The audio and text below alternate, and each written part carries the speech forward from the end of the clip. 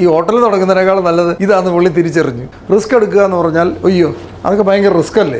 ആശുപത്രി പൊട്ടിത്തെറിച്ചാലും ഞാൻ നോക്കുന്ന രോഗിയല്ല, ഒരേ ആൾ തന്നെ 3 പ്രാവശ്യം ഹോട്ടലിൽ പല സ്ഥലത്ത് തുടങ്ങിയിട്ട് നിർത്തി. അത് കഴിഞ്ഞ് പുള്ളി ഒരു ശകലം ബ്രേക്ക് എടുത്തു. ഈ ബ്രേക്ക് എടുക്കുന്നത് വളരെ അത്യാവശ്യമാണ്. എങ്ങോട്ടാണ് നമ്മൾ പോയിക്കൊണ്ടിരിക്കുന്നത്? നമ്മൾ ശരിയായിട്ടൊരു റൂട്ടിലേക്ക് നമുക്ക് ചെല്ലേണ്ടത് തിരുവനന്തപുരത്താണ്, പക്ഷേ ബോർഡ് കാണുന്നത് തൃശ്ശൂർ കാഞ്ഞങ്ങാടെന്നാണെങ്കിൽ നമ്മളൊന്ന് ആലോചിക്കണമല്ലോ ഇത് എന്താണ് ഇങ്ങനെ സ്ഥിരം ഇങ്ങനെ വരുന്നത്. അപ്പോൾ പുള്ളി ഇരുന്ന് ആലോചിച്ച് ഒരു ബ്രേക്ക് എടുത്ത് എടാ ഞാൻ തന്നെ 3 പ്രാവശ്യം തുടങ്ങിയിട്ട് നിർത്തി ഹോട്ടൽ, 4ാമത്തെ തുടങ്ങണം എന്ന് ഓർത്തുകൊണ്ട് നിൽക്കുമ്പോഴാണ് പുള്ളി ഒന്ന് ആലോചിക്കുന്നത് ഏറ്റവും കൂടുതൽ ആൾക്കാർ തുടങ്ങുകയും നിർത്തുകയും ചെയ്യുന്നൊരു ബിസിനസ് എന്താണെന്ന് പുള്ളി അന്വേഷിച്ചപ്പോഴാണ് ഹോട്ടലാണ് ഏറ്റവും കൂടുതൽ ആൾക്കാർ തുടങ്ങുകയും നിർത്തുകയും ചെയ്യുന്നത്.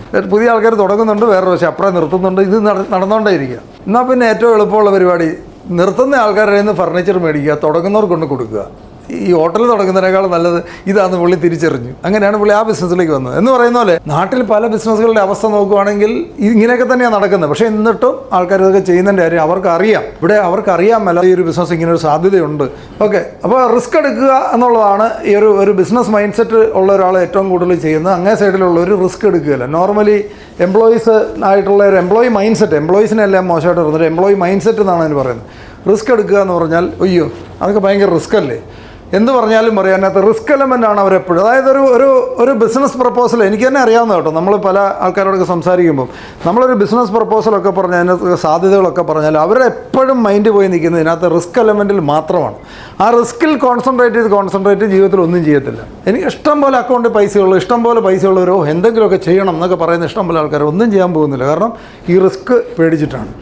അപ്പോൾ ഫെയിലാകുമെന്നുള്ള ഭയമോ അല്ലെ പൈസ പോകുമോ എന്നുള്ള പേടി, ഏറ്റവും കൂടുതൽ ആൾക്കാർ പേടിക്കുന്ന പൈസയാണ്. സത്യത്തിൽ അതിനേക്കാളും ആരോഗ്യത്തെക്കുറിച്ച് ആർക്കും പേടി ഇവിടെ കാണുന്നില്ല. എനിക്ക് അത്ഭുതം തോന്നാറുണ്ട്. ആരോഗ്യം പോകുന്നതിനെക്കുറിച്ച് ആർക്കും അത്ര വലിയ പേടിയില്ല. ഒരു 100 രൂപ പോകുമെന്ന് പറഞ്ഞാൽ ഭയങ്കര പേടിയാണ്.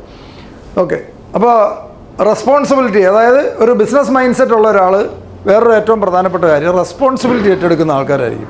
ചില ആൾക്കാർ കണ്ടിട്ടില്ല, ഏത് ക്രൗഡ് ഏത് സ്ഥലത്ത് ചെന്ന് കഴിഞ്ഞാലും റെസ്പോൺസിബിലിറ്റി സംഭവം എന്ന് പറഞ്ഞ സംഭവം അവർ പിടിക്കില്ല.